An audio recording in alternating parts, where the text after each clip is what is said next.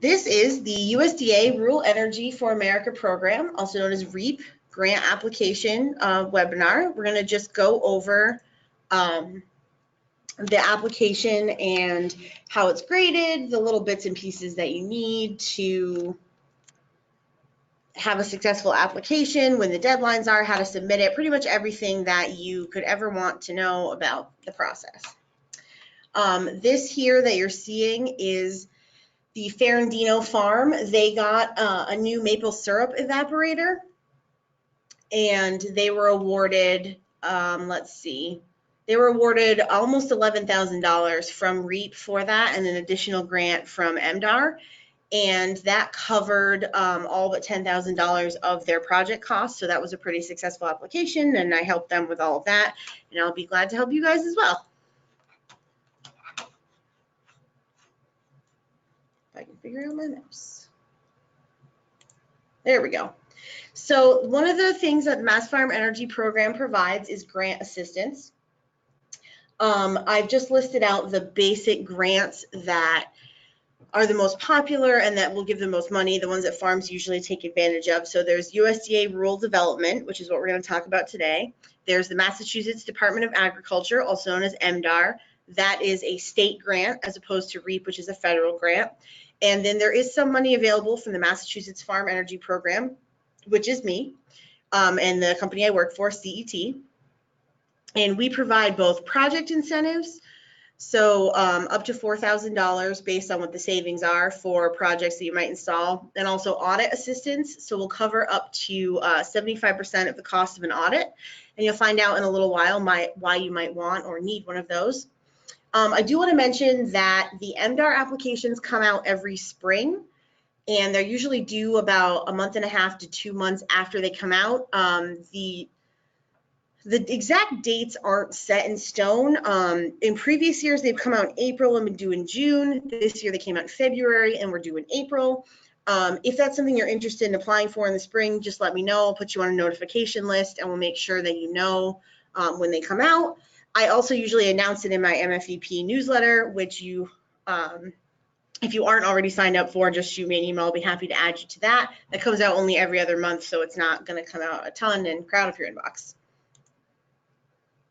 So, Rural Energy for America program. This is another project. This is Honey Pot Farm. They did a ground-mounted solar array, so it don't have to be roof-mounted. You can do them right on the ground. They got $16,000 from MDAR, another $11,000 from REAP. That covered more than half the cost of the project.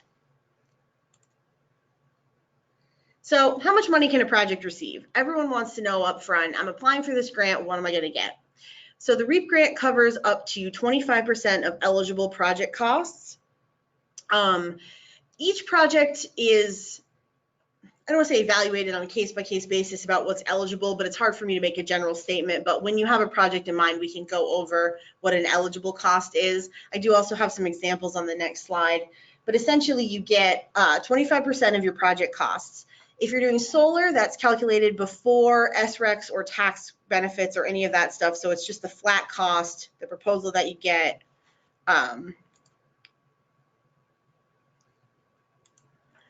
And you can see here the minimum and maximum grant requests.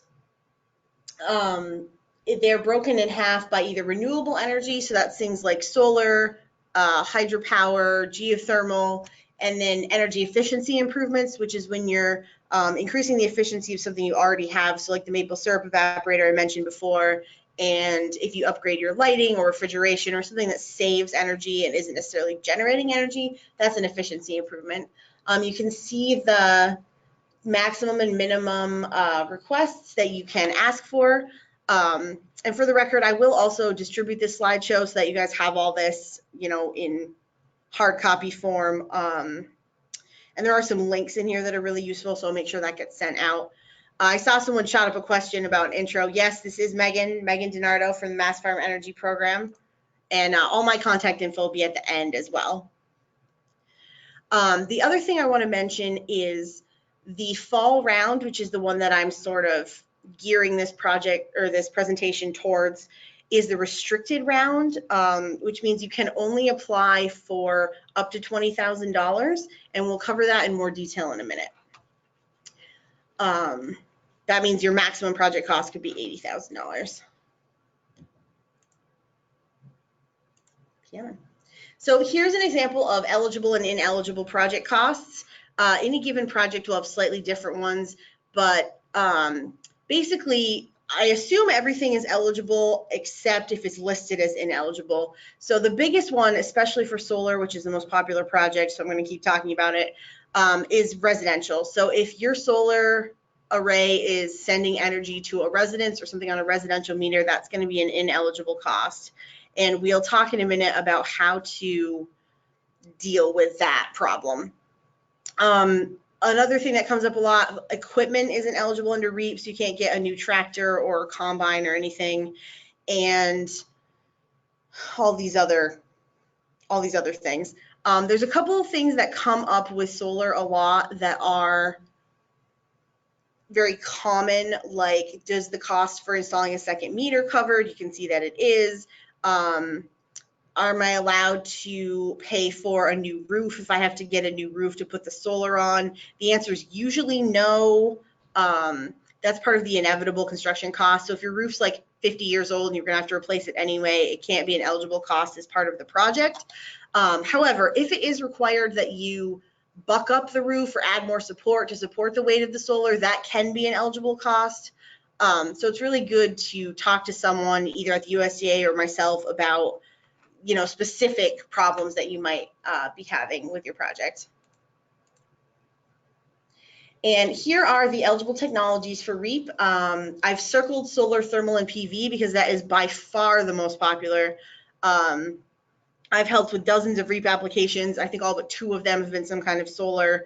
It is the most popular thing for farms to do in Massachusetts right now, and there's a lot of money for it, so it's great. You can see a little bit more what I was talking about, energy efficiency versus renewable. There's all the different kinds of efficiency you could have, lighting, heating, cooling, and then all kinds of renewable energy is eligible. I haven't seen a lot of people do these. I have had a couple anaerobic digesters. No one's done wind. I think there was one geothermal. I can't remember if it got funded or not, but there's a lot of options. And if you have more questions about any of these, feel free to ask and we can talk about it. We're going to talk more about this here at the bottom where it says the technology must be commercially available. I have a little slide about that. So who's eligible for REAP? There are 2 ways to get into the program. There's absolutely no difference between them. If you qualify as an ag producer or as a rural small business, it doesn't matter. It doesn't make it better or worse. It's just a way to qualify. So hopefully most of you are going to qualify as ag producers. That means that you get 51% or more of your gross income from agricultural production. That's going to be determined by your taxes. So you'll have to submit copies of your federal tax returns, and that's sort of what they'll look at to determine if you qualify as an ag producer or not. You can also be a rural small business. So if you're in a rural area, but you don't quite get 51% of your income from the farm, you can qualify as a small business. We'll go over what it means to be rural and what it means to be small. But the USDA has some tools on their website to help you figure out if you qualify. And that's usually the first thing I do when I start working with someone is make sure you qualify as one of these 2 types of entities. Almost everyone fits into one of these, but it's good because it opens it up to urban farms and like farms that might be in a city or serving a different population. As long as they're an ag producer, they can still qualify. So what counts as rural? The USDA has a rural development property eligibility locator, which I've taken a screenshot of here, and there's a link. That green word where it says tool here, that's a link. So when I send this out, you can just click on it, or you can go on the USDA's Massachusetts website and they have a link to it. You essentially put in an address and it pops up on this map and tells you if it's located in an eligible or an ineligible area. I have used, for example, the address of our store in Springfield, which is absolutely not rural.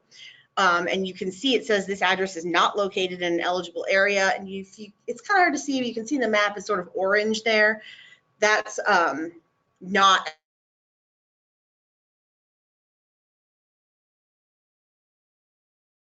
less than 50,000 in population, that is not contiguous or adjacent to an urbanized area, which is a city with more than 50,000 in population. So it's not just if the city itself is rural, it also has to not be contiguous to something else that's not considered rural. So if you're in like a suburb, that's probably not going to qualify either. And I do have a link to the tool in here.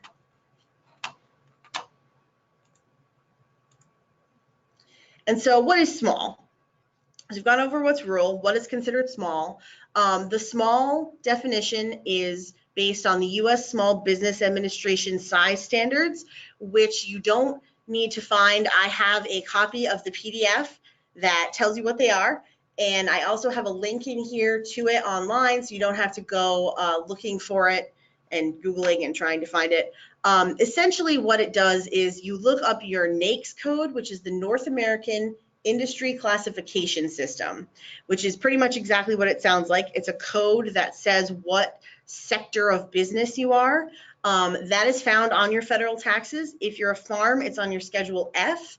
It's not labeled as a NAICS code because that would be too easy, but it is on your Schedule F, and it is, let's see, a 6-digit code. You can see on the left here, they usually start with a bunch of ones or a bunch of ones and a 2.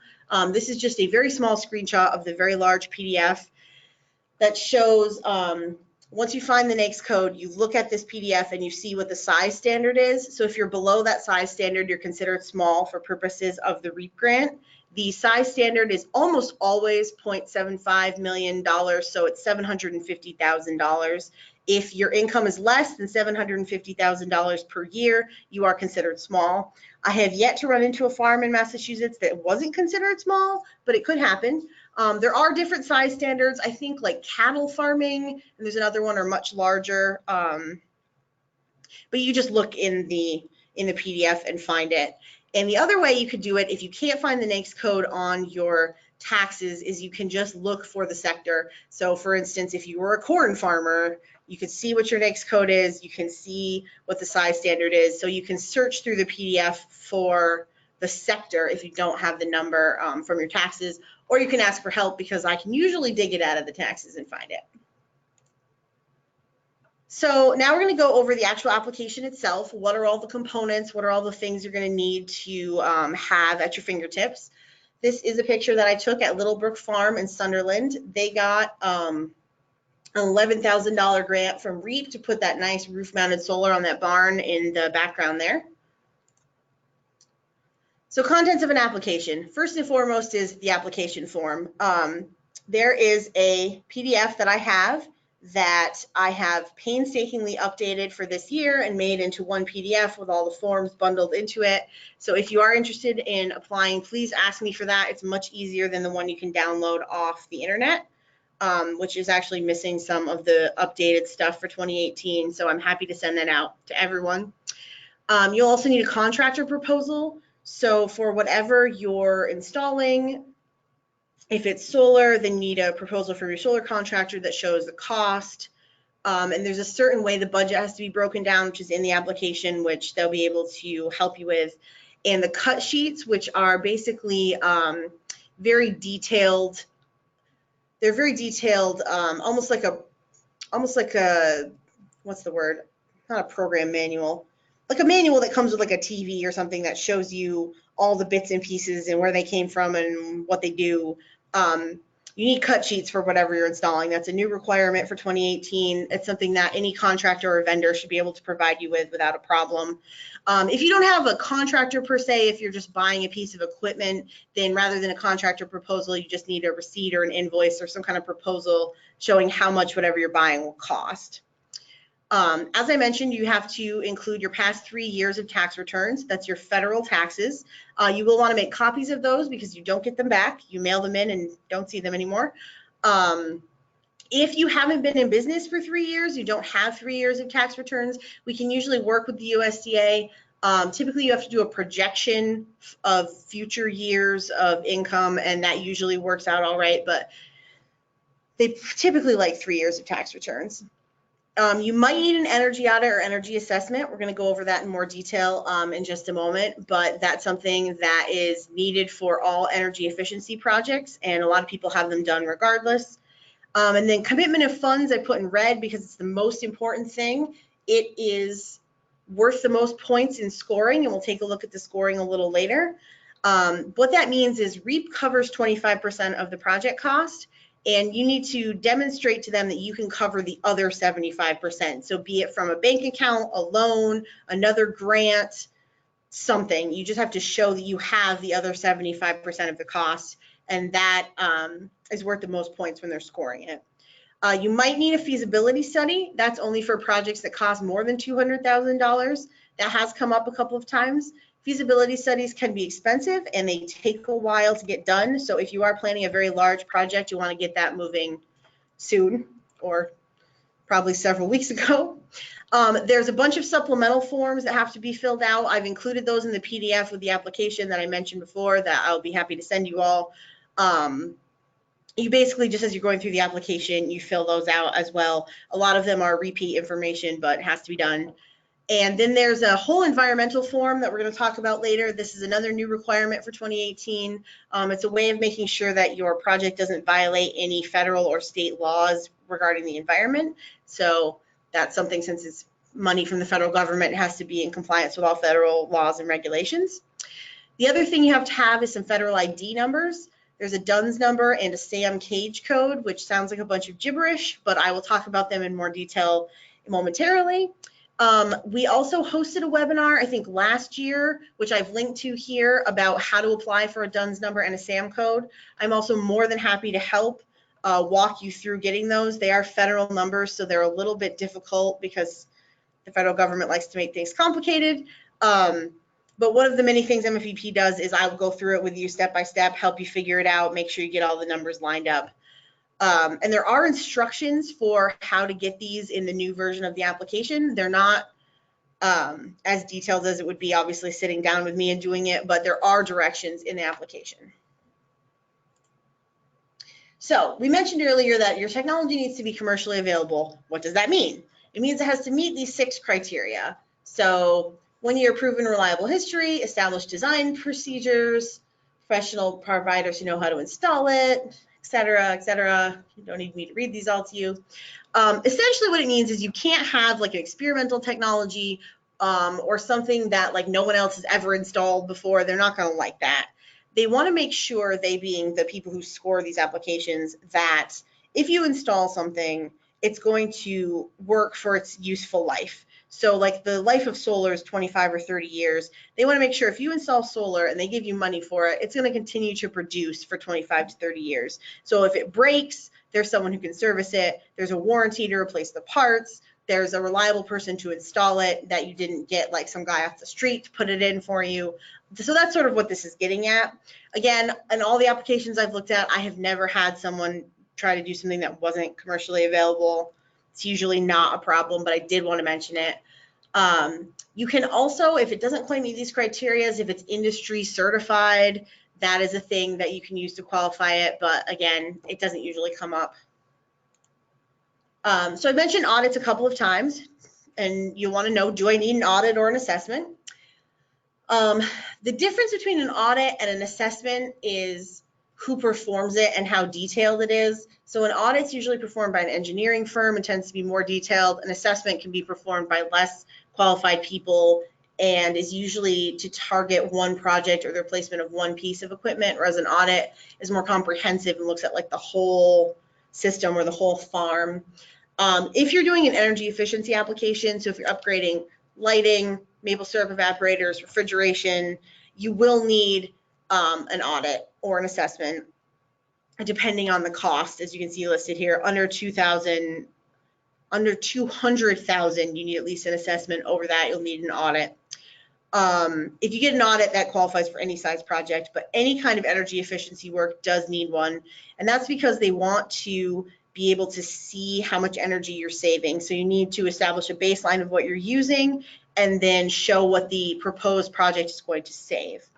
Renewable energy applications, so things like solar, don't typically require an audit because you're not showing a difference in energy usage. You're just proposing to put in solar and show, or other renewable, but I'm going to keep calling it solar, and show how much it's generating, which is something you get from the proposal. However, as I mentioned before, if it is over $200,000, you will need to get a feasibility study.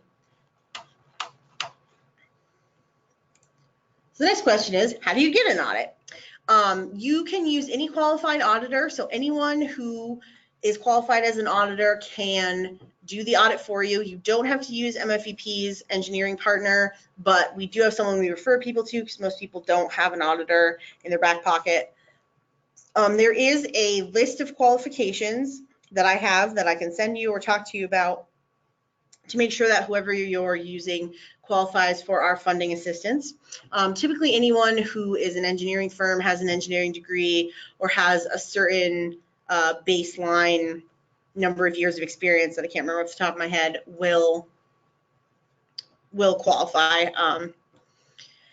And Mass Farm Energy Program covers up to 75% of the cost of the audit. The farm only has to pay 25%. It is a cost share, so that means we pay the money directly to the auditor, and the farms only ever have to cover 25%. You don't have to pay for it all and get reimbursed. Any audit or assessment that you get will meet both the REAP and MDAR grant requirements. So if you want to apply for an MDAR grant also, you can use one audit for both. A full Ag EMP, which is an agricultural energy management plan, will be accepted by REAP, MDAR, and NRCS, which is the Natural Resources Conservation Services or something like that. NRCS has some grants that I'm not super familiar with, but if you get an Ag EMP, you can also use it to apply to those. Let's make sure I covered everything. The other thing I want to mention is if you're interested in having an audit, the auditor will give you a cost proposal before you commit.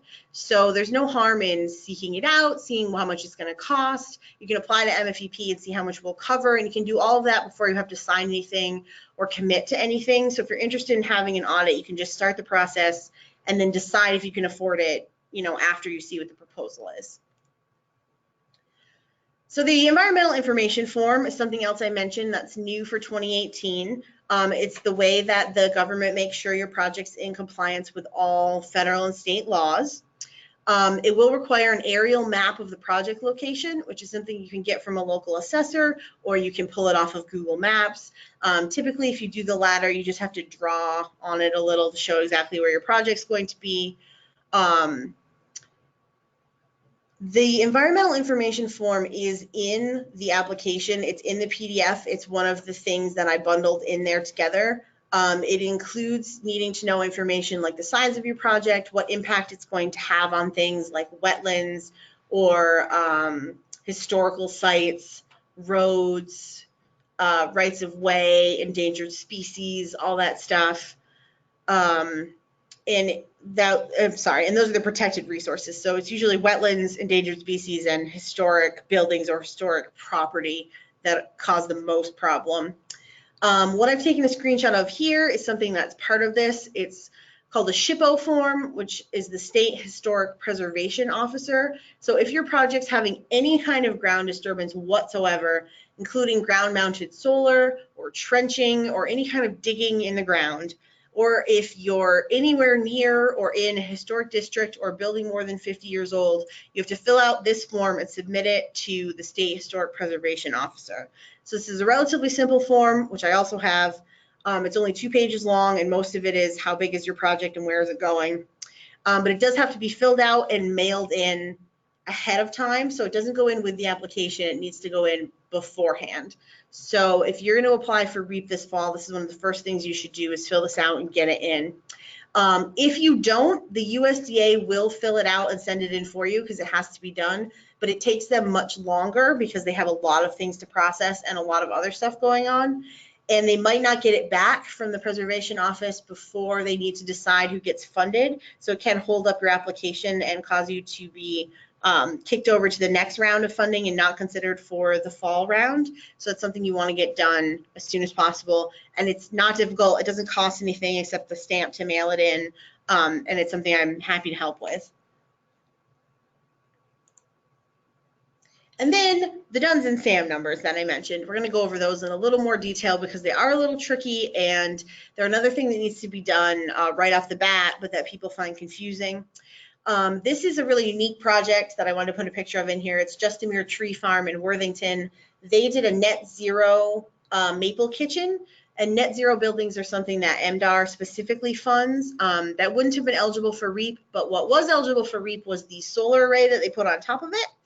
And they applied last year and haven't actually heard, they haven't been notified if they were awarded the REAP grant or not, because they did have to roll over from the fall round into the spring, which is something I'll talk about in a minute. And I just wanted to mention that they got MDAR funding. They're still under consideration for REAP, and it was a really great project. So what's a DUNS number? It's the Dun & Bradstreet Data Universal Numbering System, a copyrighted proprietary means of identifying businesses. So it's basically like a serial number for your business, where like you're the only business who has this number, and it's associated with only your business, and the federal government knows that this is you. It's just a unique character identification. It's 100% free. It's always free. It's free to get it. It's free to update it. It's free to access it. If anyone ever tells you like they're going to charge you hundreds of dollars to get it, just ignore them completely. It's not true. It's 100% free, and you can always ask me for help getting it or verifying if someone who's contacted you is legit. How you get one, you apply online at their website. It can take up to 6 weeks for it to be assigned if you don't already have one, so it's something you really want to do ASAP. I find that a lot of farms and businesses actually already have a DUNS number. They might not know what it is, and they might not know that they have one, but if you are paying taxes in Massachusetts, you probably have one. So you can go onto the website and search for the name of your business and or the address and find it. Typically, if you've never logged into the system before and you do that, you will need to create an account and verify your information, and then it usually only takes a couple of days for them to come back from that. So most people already have one. It doesn't usually take 6 weeks, but it can if you're applying from scratch and you have to change some of the information. So we do recommend that people start that soon. And then once you have a DUNS, you can apply for a SAM. You can't get a SAM code without a DUNS. You have to do the DUNS first. SAM stands for the System for Award Management. It's a 5-digit alphanumeric identifier so that you can receive a grant award from the federal government. They use it both to send you the actual money and to make sure that your business is in compliance with all laws, not just environmental laws, but all of them. I made up a SAM code just to show you. And you can see it's a 5-digit code. It's got some letters and some numbers in it. They all pretty much look like that. And they also come with an expiration date. So the SAM code's only good for 1 year, and then you have to renew it, which again is free. It's free to get it. It's free to renew it. It's a little bit complicated to get through the system, but once you have it, you got it. Again, you apply for this online. It can take another 2 to 6 weeks to process. One of the reasons that it takes so long is they were having some sort of problem with fraud, and now they require that all businesses send in a notarized letter when they're applying for a new SAM code, so not to renew it, but just to get a new one. They have a template of this letter on their website that you just have to fill out and print, then you do have to get it notarized and mail it in. That can cause a delay in this process. As far as I know, USDA is cognizant of the fact that this is taking a while and they've added these new requirements. So you can submit an application without a SAM code, but you absolutely have to show that it's in process because it will stop you from getting the grant if you don't have it. And one of those reasons is because they do have to make sure you're in compliance with everything. The other reason is that SAM is how they literally pay you. So when you apply for a SAM code, you will have to set it up the same way you would set up direct deposit. So you'll need your bank account information, a routing number, and then it's what they use to actually give you the funds if you are awarded the grant. And once again, as always, Mass Farm Energy Program and myself are very happy to help you through this. We've been through it a bunch of times. SAM keeps changing the format of its website, but we can probably figure it out together.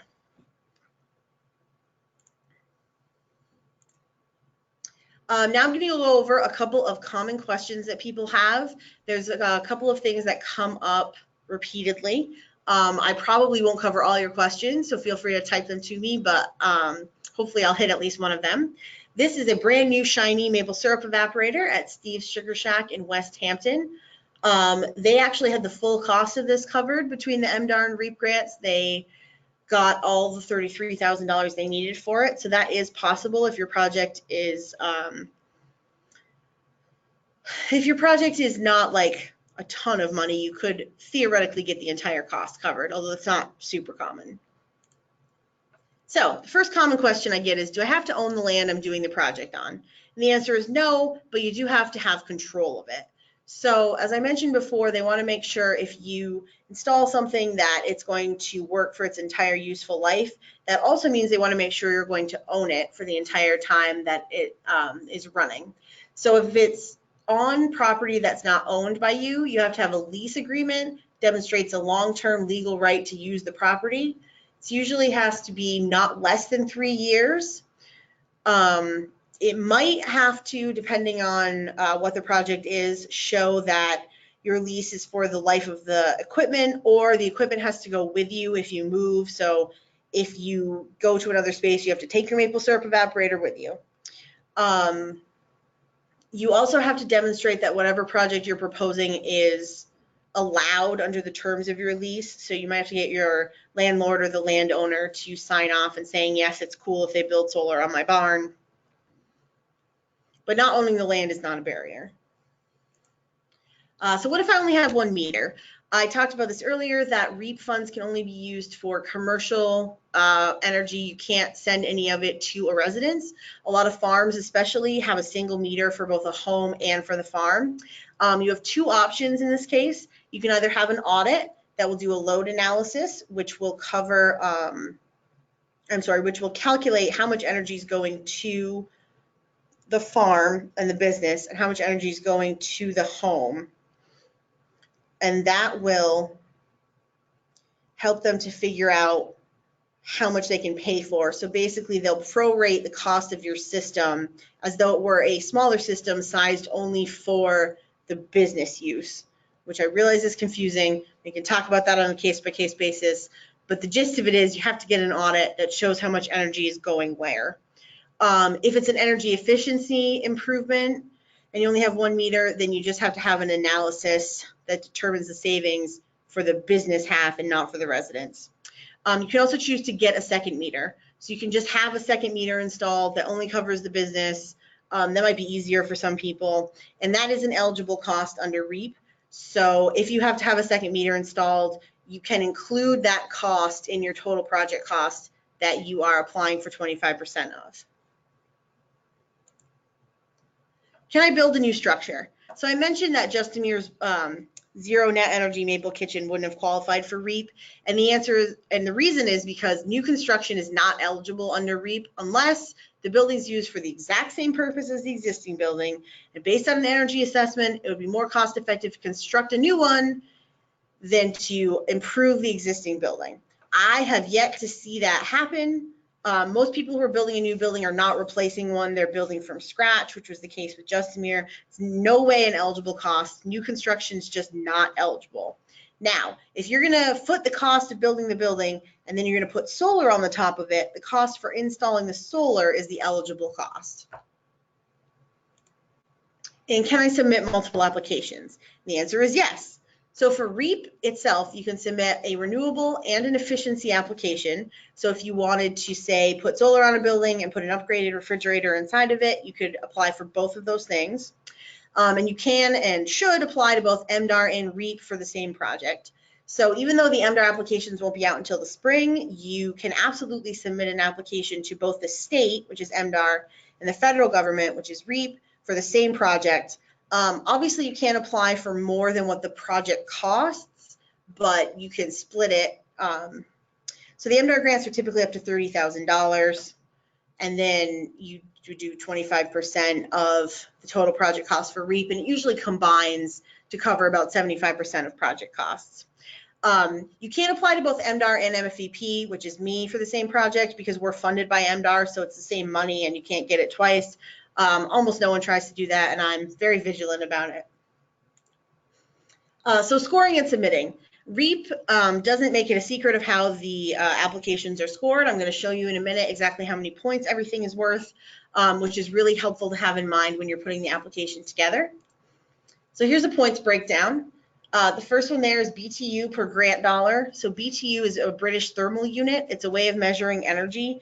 And essentially they use that because it's a way to convert different projects into a, not a universal unit, but the same units. You're comparing apples to apples. So if you're saving kilowatt hours and someone else's project is saving therms and someone else's project is saving cords of wood, you convert them all into BTUs and then you can compare them on an even playing field.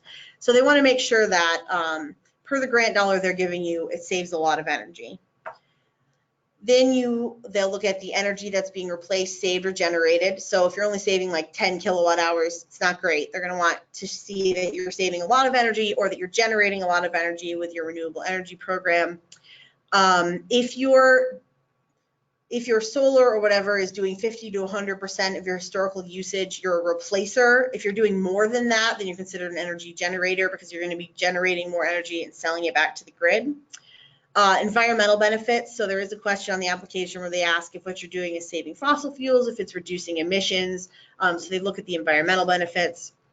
Again, I've highlighted this in red. Commitment of funds you see is worth the most points. It's 20 points. That is once again demonstrating that you have enough money to cover the other 75% of the project that the grant does not cover. And you will have to provide proof of that.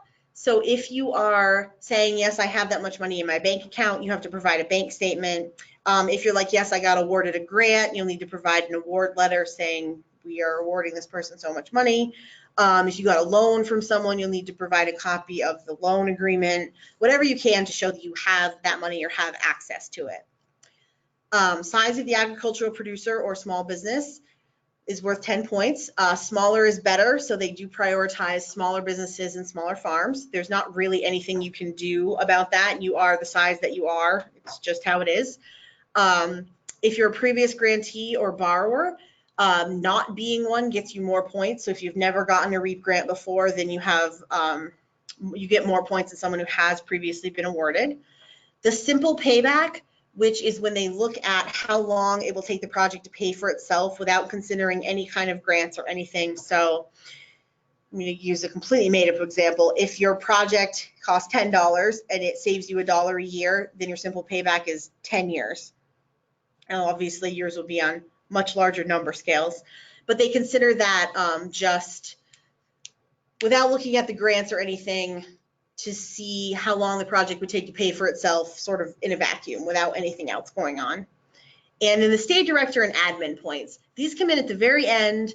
They're usually used almost as a tiebreaker. So like if there's two projects that are very, very similar and they have to decide which one has a higher score, they'll use these admin points. What they are an underrepresented technology. So all the renewable energy things other than solar, I think, are considered underrepresented, and I'm not sure about the efficiency ones.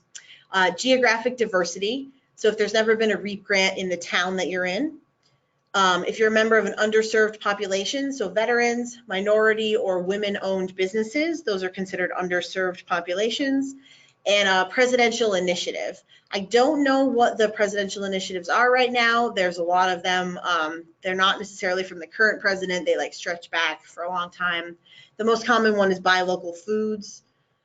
And the final thing is a poverty area. So if you're in a poverty area, that will get you just a little bit more points. That's something that USDA has a map of, which again is not anything that you have control over.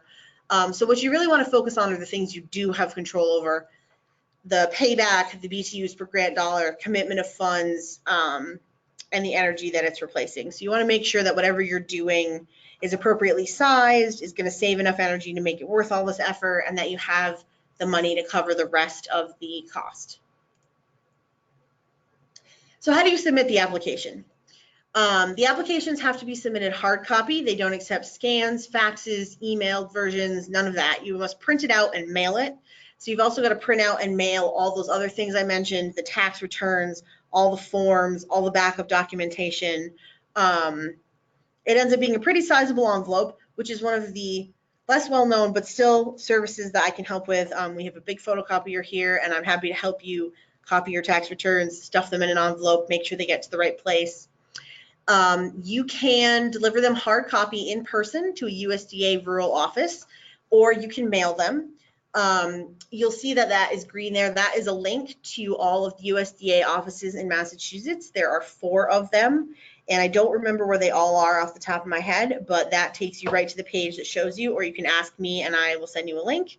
The main office that they're going to end up going to is in West Wareham. That's where I recommend people mail things when they mail their application in, because that's where it's going to end up. But if you want to deliver it in person, there are locations across the state. I think one of them is in Amherst. And the other thing I want to stress is you don't have to wait for the deadline. So the fall deadline is October 31st, but you don't have to wait until then. As soon as you have your REAP application together, you can send it in. And in fact, if you do send it in earlier, you have more time for them to review it and tell you that things are missing or that they need more information. They have this year asked if people will email in copies as well. I'm not really sure what they're doing with that, but it doesn't count as a submission. It's just something they're asking in addition to it. So you can email them a copy to help them process it, but that isn't required. Once they have it, they'll review your application. They'll provide you a receipt, typically via email, saying, yes, we got your application, which doesn't mean anything except that they received it. And then they go through it and they look for, does it have all the pieces or all the boxes filled in? Did they sign it? And they'll let you know if it's missing something. You don't want to be missing anything that can hold up your application, and it kind of moves it to the bottom of the pile. So we try to get it as complete as possible before you send it in. Then they'll score it according to the scoring guidelines I just showed you. You might get a call about it. Hopefully you won't. Again, the deadline is October 31st, so it's the very end of next month. This round, the fall round, is the restricted round. The fall round is always the restricted round. That means it's specifically geared towards smaller projects. So your total project cost is the total project cost they're shooting for is $80,000 or lower, 25% of which is $20,000 or less. If you have a larger project than $80,000, you can apply in the fall round, but you only can apply for a $20,000 grant. You can't ask for more than that. So if it's a much larger project, it's probably a better idea to wait for the spring, which is the unrestricted round. So you just get 25% of your project cost, no matter how much it is. The spring deadline this year is April 1st. Typically it's March 31st, but March 31st is a Sunday this year, so it's the Monday right after that. And the spring round is always unrestricted. And after you submit, there are some reporting requirements. Unfortunately, Mass Farm Energy is really not involved on the back end of this grant. That's really between the grantee and USDA. So I don't really know what the reporting requirements are, but I do know that they start the first full year after construction. So once you have it installed, you have a year to sort of get it up and running. Then you have to start reporting. It's either 2 or 3 years of reporting. I think it's on an annual basis. I'm not totally sure. If this is something that you really want to know more about, I will put you in touch with my contact at USDA, because I don't know too much about it. Something I just want to mention, because co-branding, something CET is working on is a solar hot water initiative with the Massachusetts Clean Energy Center, or the Mass CEC. So if anyone's interested in doing a solar hot water project on their farm, you can see Dave Smith here of Smith's Country Cheese in Winchendon. I think he did one that he's standing proudly in front of. And the reason I want to mention it is because if you do a solar hot water project, you can get a REAP grant for it, you can get a Mass CEC grant for it, you can get an MDAR grant for it. You can basically get a lot of money for a single project, and there's only one point person, which is me, and I can help you navigate all of that funding, get it all lined up, and figure out what to do. I just wanted to mention that in case anyone was interested. Absolutely don't have to do it if you don't want to. And that's pretty much it. I will come back to the slide in a second, but here's all my contact information. I've listed the MFEP hotline there, but if you have gotten an email from me with my extension, you can call that too. They all ring right to me. The MDAR contact, if you have questions about the MDAR grant, or if I mention referring you to Jerry, that's Jerry Polano. He is our client at MDAR. USDA REAP is pretty much run by Ann Correa and Jonathan Burns. They cover the REAP program in Massachusetts, Connecticut, and Rhode Island. If you happen to somehow be in another state and not in Massachusetts, I'm happy to refer you to the people who help with those states, but I only work on the Massachusetts REAP grant. And that's the end of my presentation. I just wanted to show off this picture because I think it's adorable. This is Zach Swan from Northeast Solar at Littlebrook Farm with a goat and a Highland cow, and we helped both of these people get incentives. The incentive for the cow was actually those, not for the cow, but for the cow's farm. That water he's drinking out of is an energy efficient water, and Littlebrook, as I mentioned before, had a roof mounted solar. I'm going to leave the contact info up while I look and see what we've got for questions, which I will read. Okay, did I hear you correctly that you can combine grants like REAP plus MDAR? Yes, that is correct. So you absolutely can combine REAP and MDAR, and in fact you should. Is there an advantage to applying during either of the two grant periods? Are there fewer applicants, or is there more or less money in the pot? So I don't know if there are fewer applicants in the fall, but the idea of the fall round being restricted was to have the advantage go towards smaller projects. So the advantage of applying now, if you have a smaller project, is that there's a large amount of money for projects that are only going to get $20,000, as opposed to in the unrestricted round, you might be competing with someone who's asked for like $150,000, which might be most of the funding. And if that project gets funded, it sort of pulls money away from the other projects, whereas the money goes further in the fall round. I don't honestly know how much money is in the pot for each one. The other advantage of the fall round is if you apply in the fall and you don't get funded, your application automatically rolls over to the spring round. You get to compete again, and you don't have to do anything. It just kicks it over, or the USDA kicks it over. I also want to mention that if you don't get funded in the state round, so if your Massachusetts application doesn't get funded in Massachusetts, it does go on to compete at the federal level, and that also happens in the spring. So if you submit an application this fall, it will actually have 4 chances to compete. In the fall in Massachusetts, in the fall in the federal round, in the spring in Massachusetts, and in the spring in the federal round. So you have a pretty good chance. Yes, I will send out a copy of this presentation, especially because it's got a bunch of links and notes that you didn't get to see. I can send that right after the webinar when I get back to my desk. Can you talk about the timing of doing that combining? When would you need to apply to MDAR to make that be the other source of money that you use as supporting funds for REAP? So that's interesting. The timing gets a little tricky. MDAR has a stricter requirement about when you have to start a project and when you have to finish a project. So for instance, the MDAR grants came out in February of 2018. They were due in April. It's now September, and the grantees haven't been notified. So no one has found out if they've gotten their MDAR funds or not.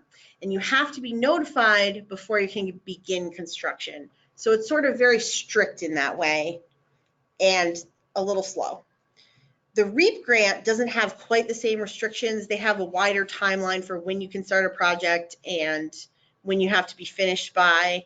And you can sign a waiver saying, I acknowledge we might not get these funds, but I want to start before I'm notified of the grant. I usually work with farms on a case-by-case basis because it depends so much on what their timeline is, when they want to get it installed, what installer they're working with, and what their schedule is. But you can kind of make it work either way. So if you apply now, you'll probably find out about REAP around the time that the MDAR applications are due, so you might be able to get it on there. If you apply to both in the spring, obviously you won't know, but there is a section on both applications where they ask what other grants you've applied to. And typically Jerry and Ann will talk to one another and talk about farms that have applied to both. I don't know if that affects the scoring or anything, but I know that they're usually in communication. So the answer is it's extremely complicated. But when we work one-on-one, I'd be happy to go over each case and what your farm's particular case is.